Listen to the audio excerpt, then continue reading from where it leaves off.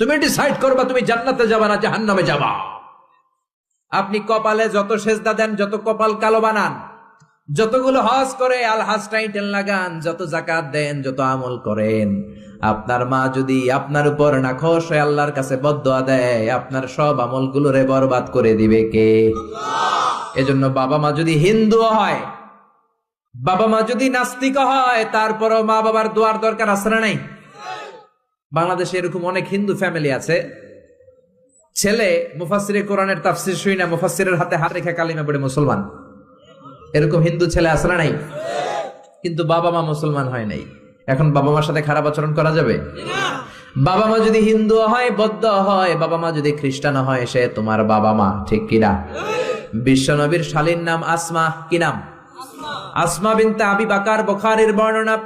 বিশ্ব নবীর কাছে এসে বললেন, নবী আনা মুসলিমা,